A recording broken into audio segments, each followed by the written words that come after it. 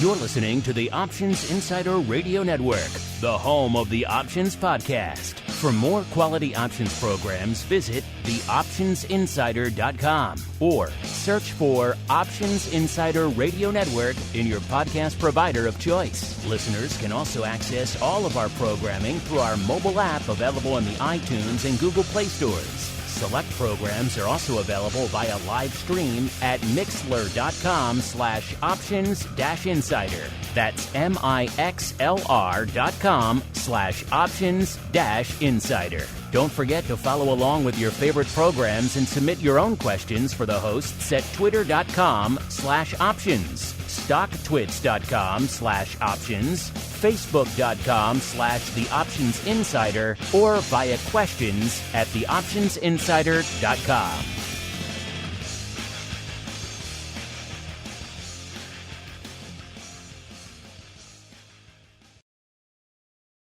You wanted it, you got it. A radio program that helps teach you options trading inside and out, basic to complex.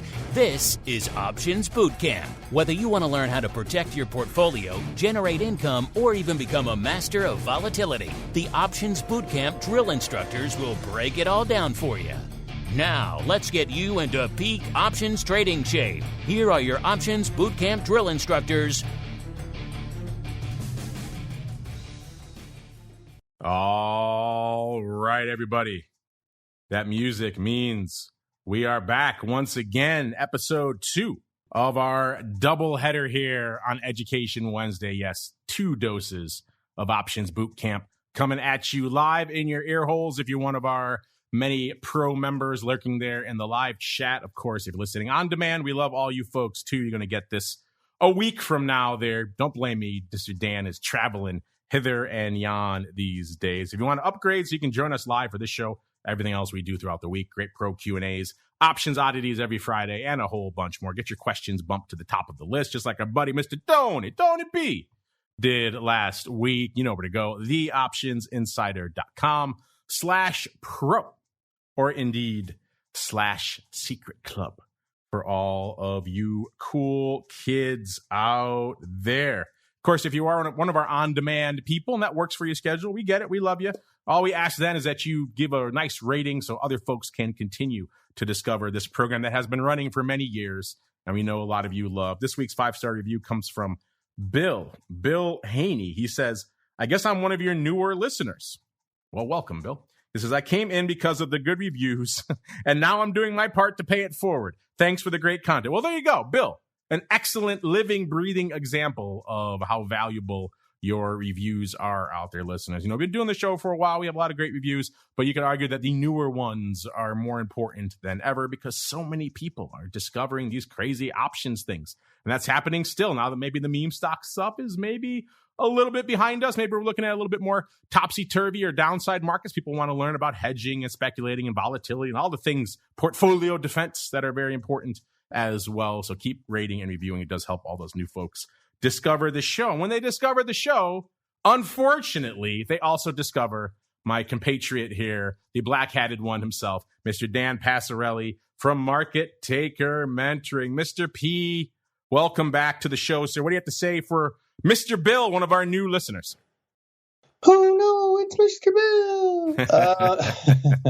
Mr. Bill, we are super glad to have you in the fold here, and I think you'll enjoy being part of the family here. We take a personal interest in our listeners because, hey, you know, you guys are the reason we're doing this. So welcome. Glad to have you. That Mr. Bill reference just went over the heads of 90% of our millennial and Gen Z listeners, which are a ton. They're coming straight from TikTok to this show, and then you're throwing Mr. Bill at them, sir. So you just drove them right back to TikTok. As we keep on rolling right on into a little bit of your old mail call. Mail call. Time to look at questions submitted by our listeners.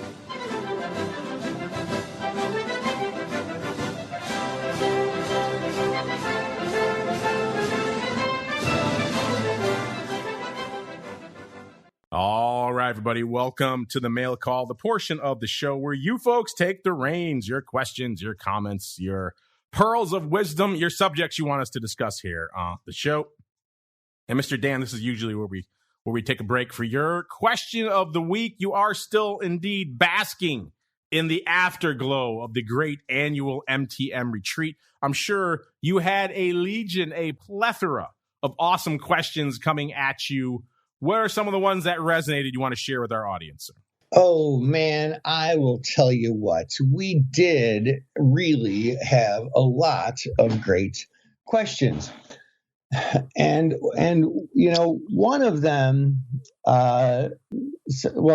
somebody brought up to me as an aside just something about covered puts and was like, hey, am I protected if, I buy a put?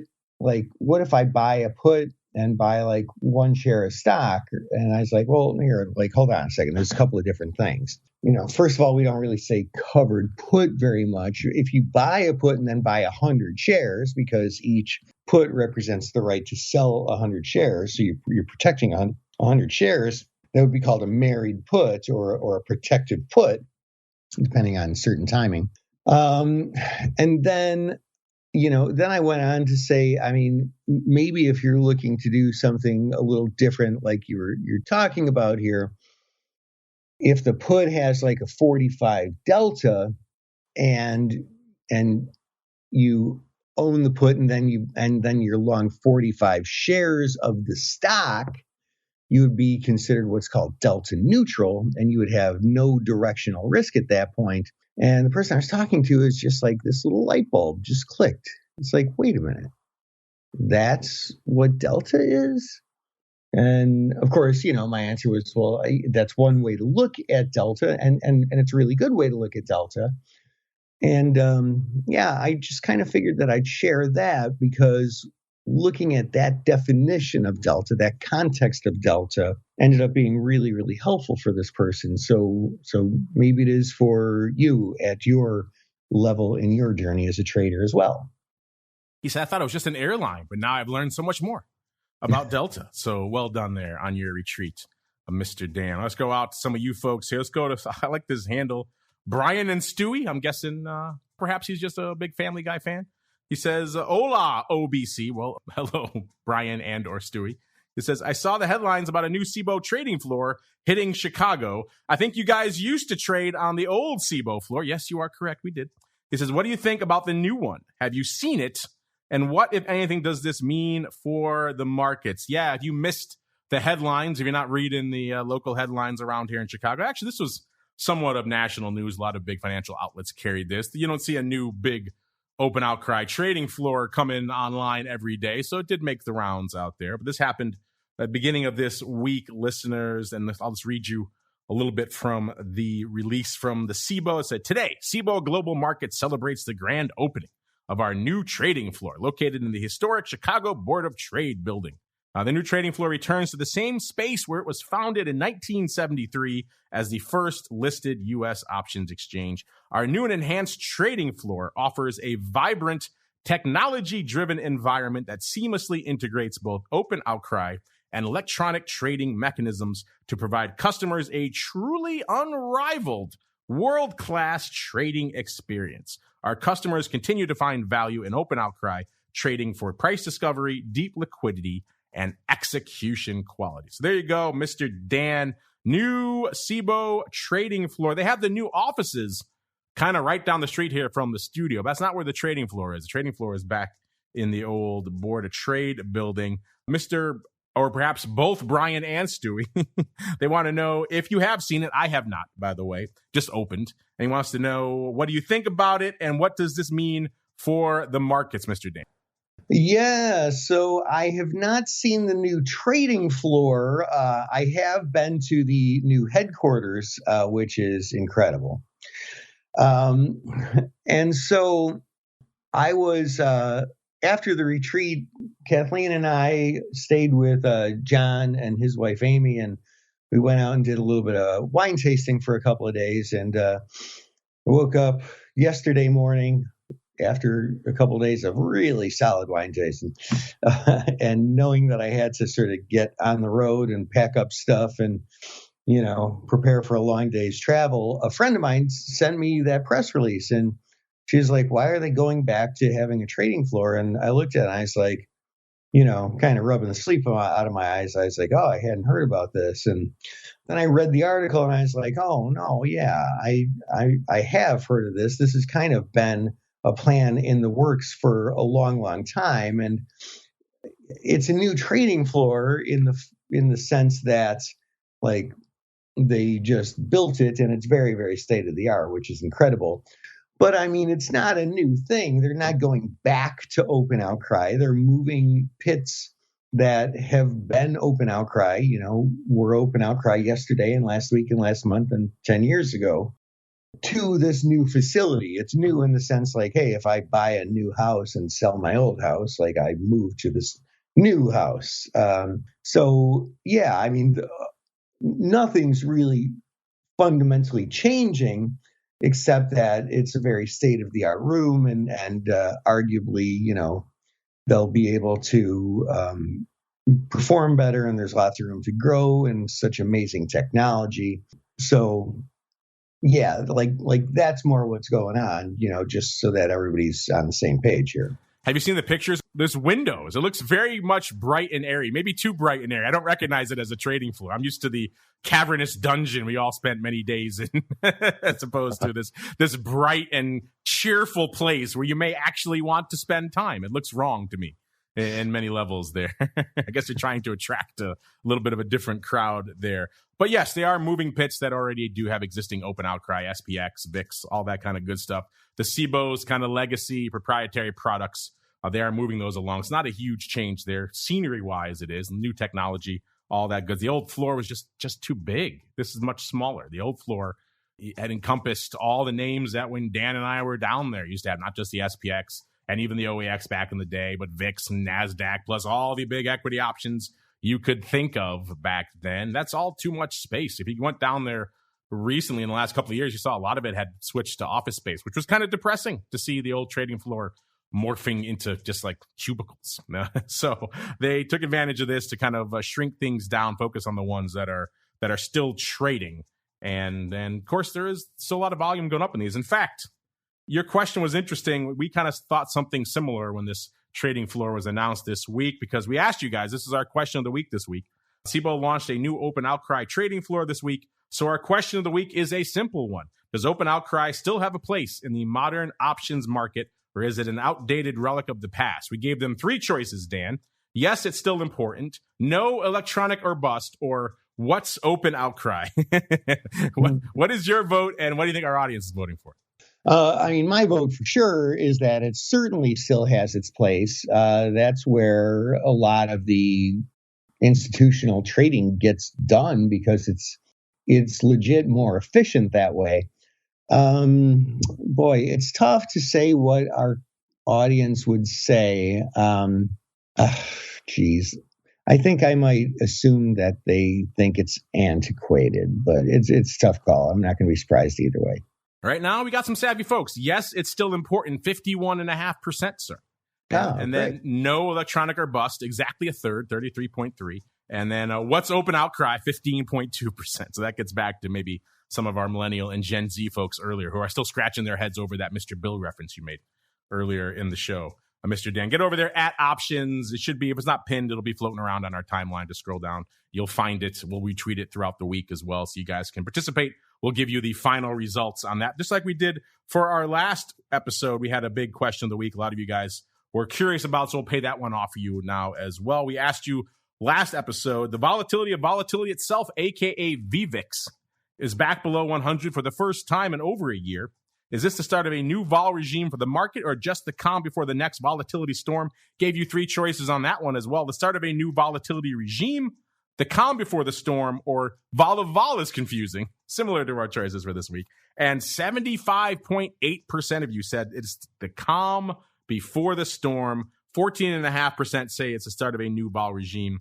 And 9.7% of you find vol confusing. I understand. It's a confusing concept, especially for the audience for this program. Dan, does that surprise you? Almost 80% of our listeners think this is just the calm before the storm, sir? No, it doesn't surprise me. I mean, we're reading a lot in the news, and there's a lot of folks who are looking for a lot more room to the downside. Of course, you get your evergreen bulls too. So it's hard to say, and I don't put a lot of stock in what people say in the news or what reporters say or anything like that. But yeah, so I guess I'm not terribly surprised by that. All right. Maybe you'll be surprised by this one. This question comes in from Tim. This is right up your alley, Dan. He wants to know, quite simply, are short squeezes dead?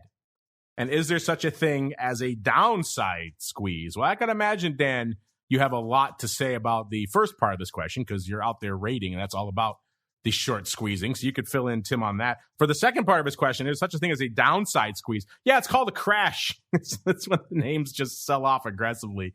It's not so much squeezing as being just jammed down aggressively with a bunch of aggressive sell. Everyone's trying to get the heck out of Dodge, right? They're hitting bids. So that's a crash. I wouldn't really call that a downside squeeze. You may view it somewhat in a similar fashion, but they are very different beasts at the end of the day. I like that. I'm going to start calling them downside squeezes from now on. Dan, what do you think about short squeezes? Are they dead? And what are your thoughts on downside squeezes? Yeah, so as far as short squeezes being dead, I spent a lot of time thinking about that because they did kind of slow down a little bit with all the volatility.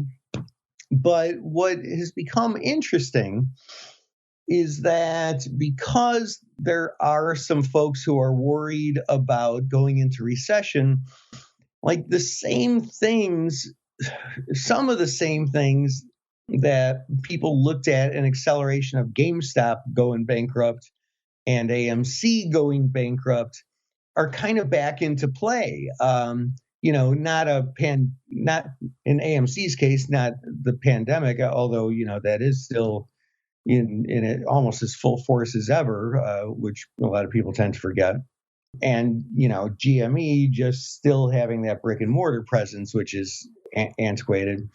But both of those things are going to get aggravated if we go into a recession. Not a lot of people are comfortable going to the movies right now. Although I did just see a couple weeks ago the new Nicolas Cage movie, which was really fantastic. I thought you were going to say the Maverick one, because everyone's just gushing over the Maverick thing. But people like the Nick Cage one, too. I kind of want to see both of them. Yeah, I kind of want to see the Maverick one, too. But, this, I went and the movie theater was pretty empty. And so Ty getting put out of work on that, and it's likely to be more empty, and same thing with GME. And so the moral to the story is, if you look at the short interest on both of those stocks right now, they're higher than ever. And so it is the high short interest that drives short squeezes because people get forced to cover.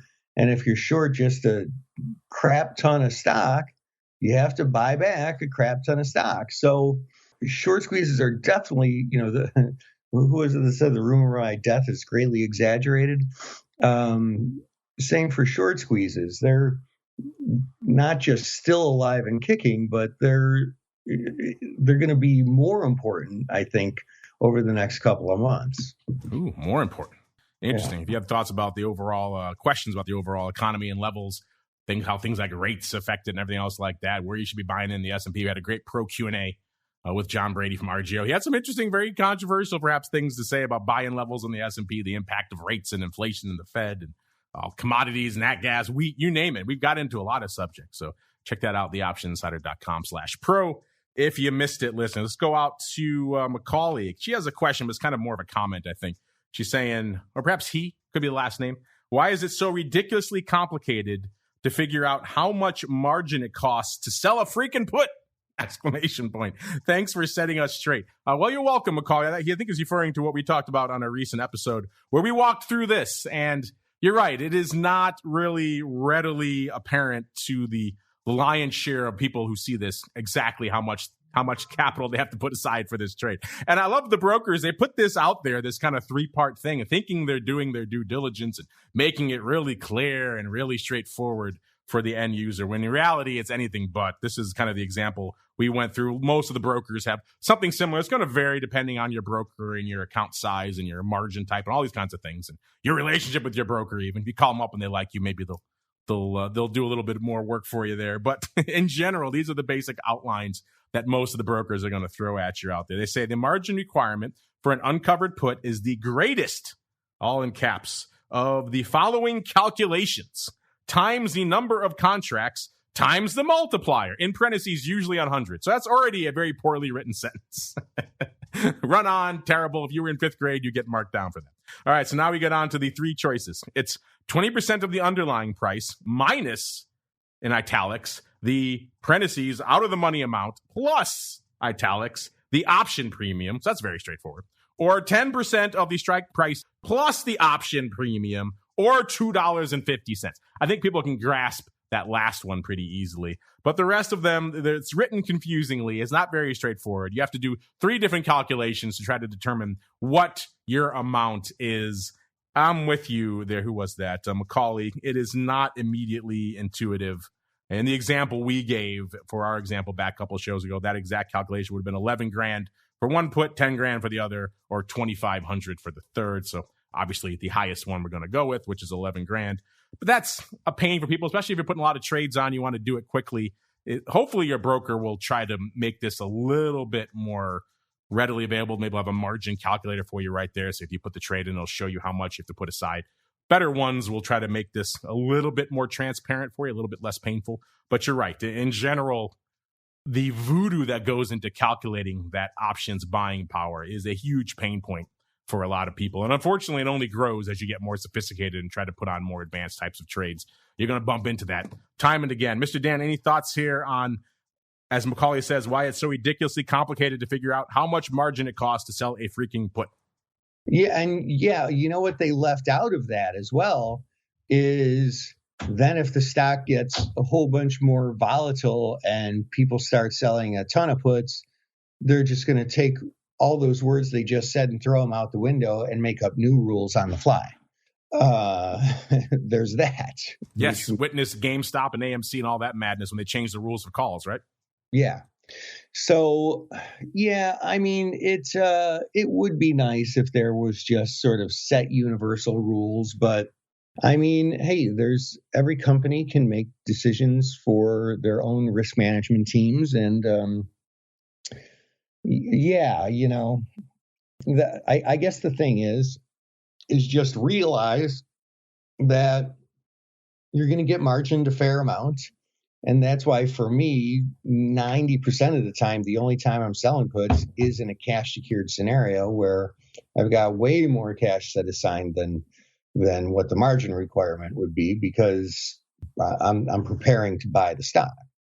There you go. Let's go out to a few more here. We were off live for a couple of weeks here, so we have a couple other questions of the week that we asked you that you guys were voting in fast and furious. You want to pay off for you. First off, from a couple episodes ago, a lot of people weighed in on this one. We asked you about your buy-in levels the week before and the S, and a lot of you also said you were waiting for a bit of a vol spike to go along with that sell-off before you really felt comfortable buying in. So we asked you, do you believe in that? Do you think VIX really needs to spike to signal concession in the broad markets? And if so, what level does VIX have to hit?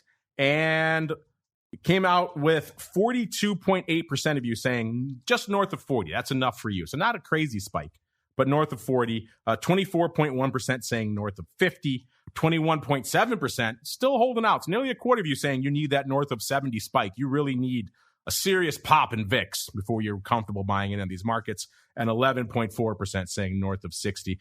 Dan, does that surprise you? And also, are you a believer in that theory that we need a big vol pop in order to really signal concession in the broad market? Well, yeah. I mean, in order to signal concession in the broad market, or what's the word I'm looking for? Capitulation. Capitulation, yes. Yeah.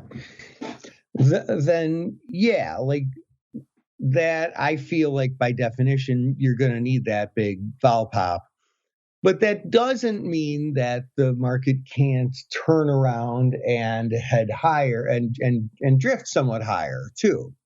It's just two different scenarios of what, I mean, ultimately is going to be inevitable. I mean, the market's not going to stay at this level for the next 10 years. It will end up trading higher at some point, and who knows? I mean, if we go into a deep recession or stagflation, I mean, it could be down here for a couple of years. But I mean, it will head higher. So it's just we're musing more about what that might look like than will that happen. And the two main categories are just that. You just get really just like everybody's stomach just turns so much that they finally just give up at the end and sell out and capitulate. And, I'm out. I can't handle it anymore. And that's when like the last person sells out and then it goes back up, which is unfortunate for those people who just sold out. Or, it ends up sort of drifting higher and earnings and valuations catch up with one another. And we're sort of back to what is generally perceived to be normalcy in the market. Those are the two main, broadly expected ways of a turnaround to happen. But, it could happen other ways as well.